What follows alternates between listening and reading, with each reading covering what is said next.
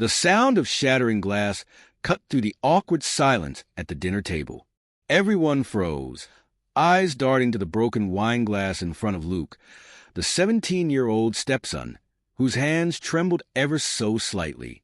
"Sorry," he muttered, not meeting anyone's gaze. Across the table, his stepfather, Greg, sighed heavily, his frustration palpable. "You can't even sit through dinner without causing a scene?" He snapped, his voice tight. Mia, Luke's stepsister, rolled her eyes and whispered something to their stepmother, Karen, who responded with a tight smile, the kind that masked simmering tension.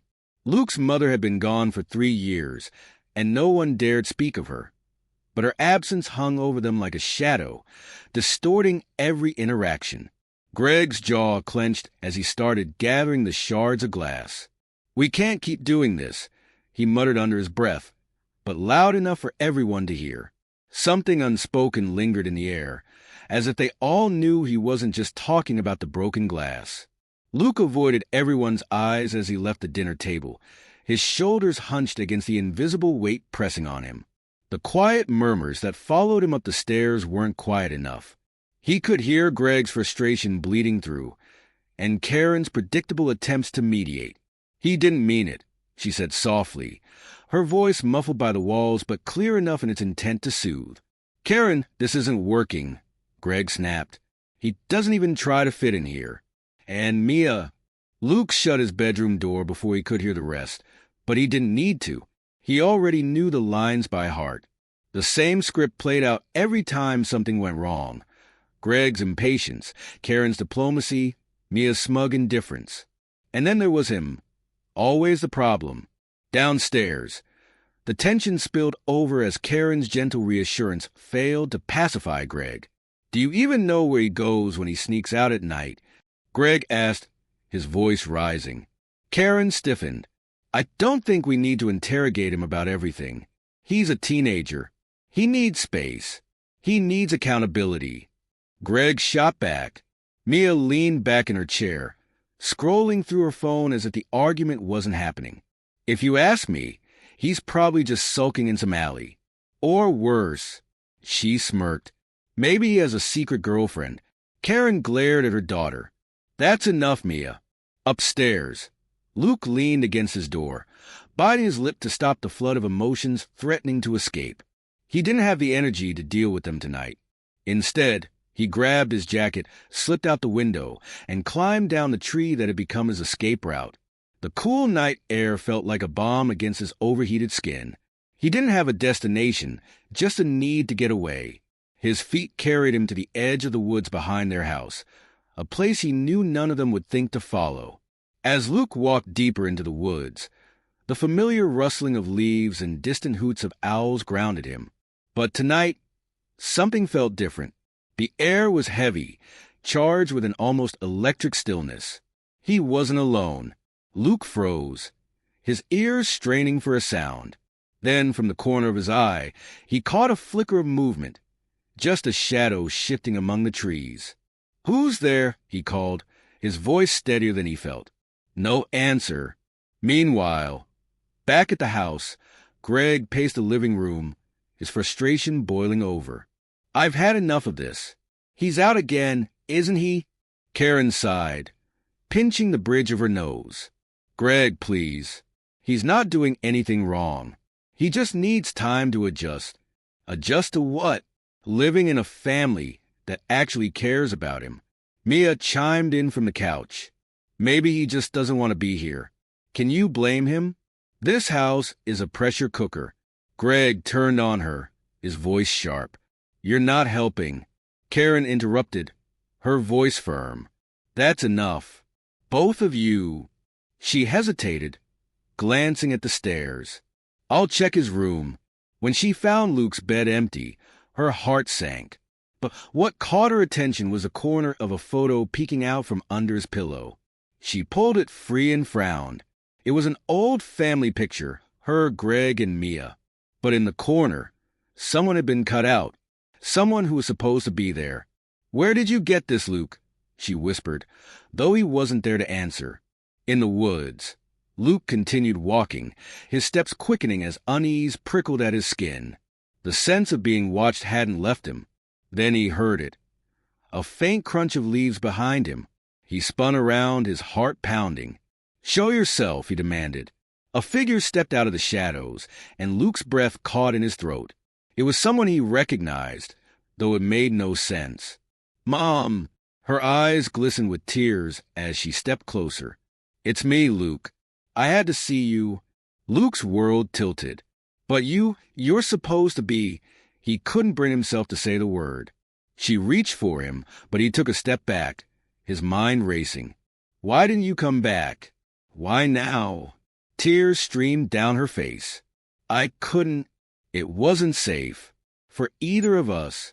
Before he could respond, a flashlight beam cut through the darkness. "Luke!" Greg's voice rang out, laced with both concern and anger. Luke turned, his chest heaving, but when he looked back at his mother, she was gone, like a ghost dissolving into the night. Greg's voice grew louder as he neared the edge of the woods. Luke's chest tightened, his mother's sudden disappearance, leaving him reeling. Had he imagined it? "Luke!" Greg barked, the flashlight beam finding him among the trees. "What the hell are you doing out here?" Luke stared at him, his face pale and eyes wide. She was here. Greg stopped short, lowering the flashlight. "Who? What are you talking about?" Luke's lips quivered. "My mom. She was just here. I saw her." Greg's jaw tightened, his frustration giving way to something else, something that flickered in his eyes like fear. "That's not possible, Luke. You know that." "I'm not crazy," Luke shouted, his voice breaking. "I saw her. She talked to me." Karen and Mia emerged from the house moments later, their flashlights bobbing as they approached. Karen rushed to Luke's side. "What's going on? Why are you yelling?" Luke pulled back, his heart racing. "Mom was here," he repeated, his voice trembling. Karen froze, exchanging a sharp look with Greg. Mia frowned, her usual smug expression giving way to confusion. "You saw her too, didn't you?" Luke demanded, looking between his stepmother and Greg. "You know something. Don't lie to me." Greg ran a hand over his face, the weight of unspoken truths settling heavily on his shoulders. "Luke, this isn't the time." "When is the time?" Luke interrupted, his anger bubbling over. "You've been hiding things from me for years." "I know it. Just tell me the truth." Karen stepped forward, her voice hesitant. "Luke, it's complicated." "Complicated?" Luke snapped. "That's all you ever say." "I deserve to know the truth." Greg exhaled deeply, finally meeting Luke's gaze. "Your mother, she didn't die in an accident, Luke. She left." The words hit Luke like a physical blow. "What?" "She disappeared one night," Karen added, her voice gentle but strained. "We thought it was best to tell you she had passed. We didn't want you to carry the burden of wondering why she left." Luke's knees buckled, and he stumbled back against a tree. "So, you lied to me? This whole time? You just let me think she was dead." "We were trying to protect you," Karen said, her voice trembling. "Protect me from what?" Luke spat, his voice rising. "From the truth? From the fact that my own mother didn't want me?" "It wasn't like that," Greg interjected. She was involved in something dangerous. Something we didn't fully understand at the time." Luke's eyes narrowed. "What do you mean?" Greg hesitated, glancing at Karen. When she gave a reluctant nod, he continued. "Your mom was in trouble, Luke. She got involved with people, dangerous people. She left to keep you safe." The pieces began to fall into place in Luke's mind, but they only left him with more questions. "So, she just abandoned me? How does that make sense?" "She didn't abandon you," Karen said, tears streaming down her face. "She loved you more than anything. That's why she left. She thought it was the only way to protect you." Luke shook his head, his thoughts a whirlwind of anger, confusion, and grief. "You still lied to me," he whispered. "You let me hate myself for not being enough to keep her here." Before anyone could respond, A rustling sound came from deeper in the woods. Everyone froze.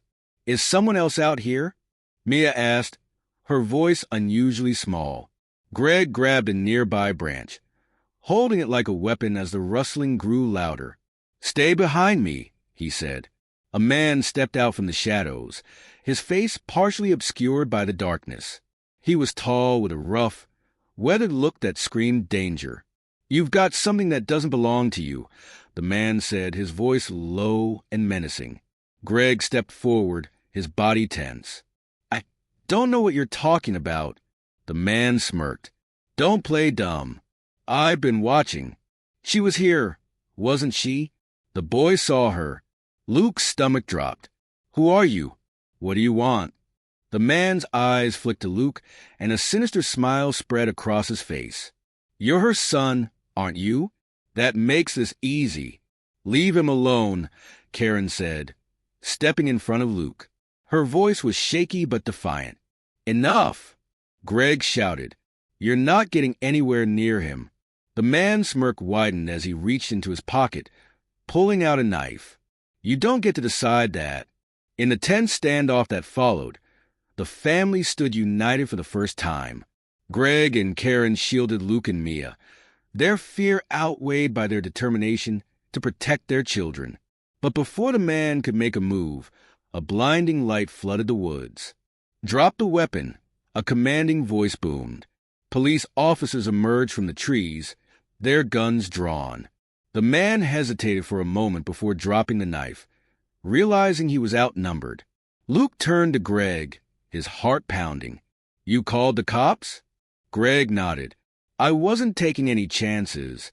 As the man was handcuffed and led away, Luke's mind raced. The danger was over, but the revelations of the night left him shattered. Greg placed a hand on Luke's shoulder, his voice soft. "We'll get through this, Luke. Together." For the first time, Luke didn't pull away. The living room was unusually quiet as the family sat together the next morning, the events of the night still heavy in the air. Luke stared at the steaming mug of coffee in his hands, his thoughts swirling like the wisps of steam rising from it.